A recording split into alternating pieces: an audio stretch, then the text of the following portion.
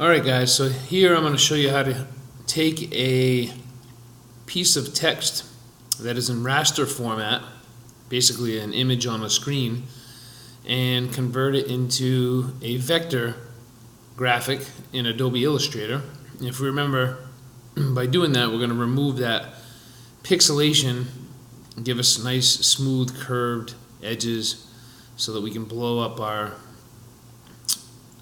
design into any size that we want and put it on any medium that we want and not lose quality. So Illustrator is limited to whatever fonts are installed on the computer. So one trick that we can do is use a website like dafont.com. There are other ones out there, but this one I really like a lot. And you can create some text, screenshot it, and then bring it into Illustrator and use the image trace technique to vectorize our text. Okay, so I'm just going to come in here and pick a graffiti font here, and the font's really cool because we can type our text that we want to use here. I'm just going to put Hawks in there for now, put my size on large right here, and click on the submit button right here. And if I scroll down, it shows me all the different fonts, and it shows me whatever I typed. So that's pretty cool. If you remember, the image trace only works with solid, thicker lines. So we want to stay away from really thin, detailed lines. It just doesn't really work all that well with that. You can try it. Sometimes it kind of does its own thing, and sometimes you create something new out of it. So it's not necessarily a bad thing, but if you want it to look exactly like what you're looking at here, try to choose something that's got a little bit heavier lines to it, a little bit thicker lines. Okay, so I'm going to go ahead and pick this one right here. Alright, the next thing I want to do is I want to screenshot, but before I screenshot I want to make sure I blow up this text on my screen as big as possible so that it takes up the most space on my screenshot as I can. So I'm going to come up to the top right corner here where these three lines are, and I'm going to go to my little zoom, and I'm just going to kind of zoom, hit the plus zoom a few times, scroll down here. Alright, and I'm going to maybe hit it one or two more times here, and scroll so that my text is in the center of the screen, and you can see it's nice and big and bold. You can already see the pixelation starting to happen in the edges here because we're still in raster format. Alright, so I'm going to hit the print screen button on my keyboard. On most keyboards that's located in the top right hand corner of your keyboard. You'll see where it says print screen. Just hit that button. It's actually going to copy your screen. Nothing's going to happen. It's going to look like nothing really happened, but it's actually taking a picture of your entire desktop, and it is waiting for you to paste it somewhere.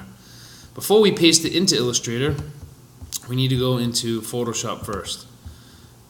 So I'm going to do File New, make a new document, and Photoshop already knows the size of my screen. You can see it's already popping in this number 1366 by 768. That happens to be the screen resolution of the computer that I'm using right now. So it just knows that size. Do my new document and then paste it, Control V, and there's my screenshot. Okay. The next thing I need to do is crop out all the other stuff that I see from my desktop, leaving only the text that I want to vectorize. So what I'm going to do next is use the crop tool right here. You can also use the rectangular marquee tool, but the crop tool is a little quicker. And I'm just going to draw a rectangle here around my text with the crop tool. If you need to adjust any of the edges, you can drag from these pull points. Alright, that looks pretty good. Hit enter on my keyboard, and everything else goes away, leaving only my text. I'm going to go back to the move tool here just to kind of get rid of that crop window. And now I need to select and copy my text. To select it, Control A is select all.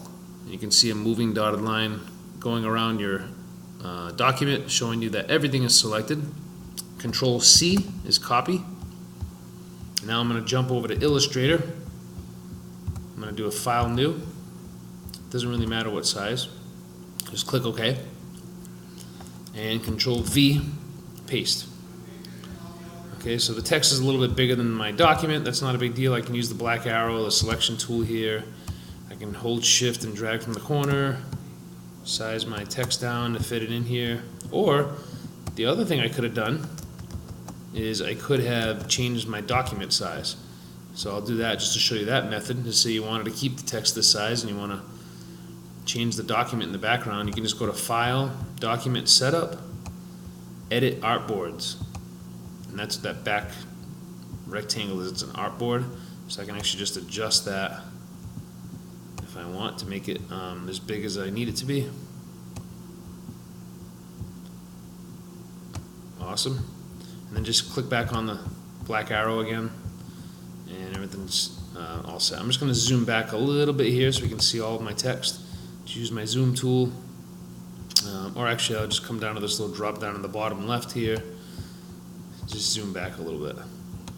Use my hand tool to center my document. Good. All right, next step is image trace. If we look at our edges here, I'm just going to zoom in again. Very fuzzy and pixelated. All right, that's not going to come out well on our design, so we want that to be nice and smooth. So I'm going to open up the image trace window. I'm going to go up to the window menu, click image trace.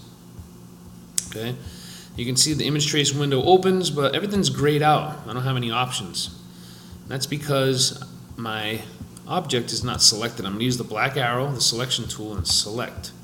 Click somewhere on my image that I pasted in. And you can see the image trace window lights up and I get all my options. We're going to go into the preset drop down, 16 colors. You can try other ones out. Some of these other ones work sometimes, but I mean, actually in this case, black and white logo would probably work. But I'm going to go 16 colors. I like the 16 color one because it does a pretty good job. You can see it already smoothing out my edges really nicely. And I'm going to also check off at the bottom down here, check off white. That might be hidden. See, there's a little advanced arrow here, right here. Okay, so you might have to click that drop down in order to get to the ignore white checkoff box, which is right down here. Ignore white. I was actually going to get rid of the white box and the white filling in between the letters and everything. It's all going to go away, leaving us only with the black text that's there. Okay.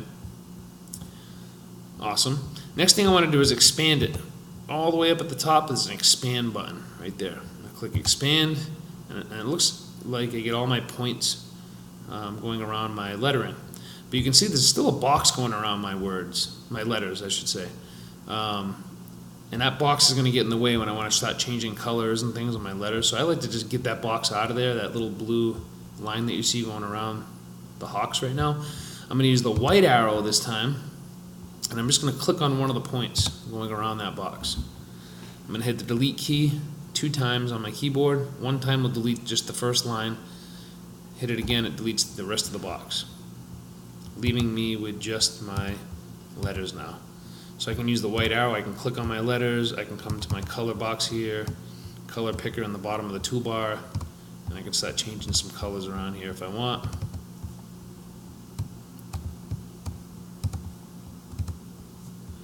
You can see the H and the A and the K and the S happen to be connected on this particular font.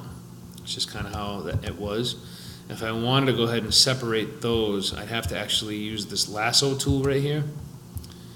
And I can just kind of draw a line going through where I want that to kind of break off, maybe like right there, and then just circle around the rest of my H here. Try to be steady. Ooh. Try to be as steady as I can. And you can see just the H is selected. The dark blue dots. The A has little white dots going around it now, or I should say points. So it's telling me that the ones around the H are selected only. I can use cut, Control X, and then I can just paste it back in there, Control V. That H is now a separate piece, which I can still connect if I want. Kind of look cool connected. But being a separate piece now, I can use the white arrow again, click in the middle, and now I have a, I can change it to another color if I want, separate from the A. Okay? And that is pretty much it for image trace. I'm going to delete this little piece inside the A. All right, enjoy.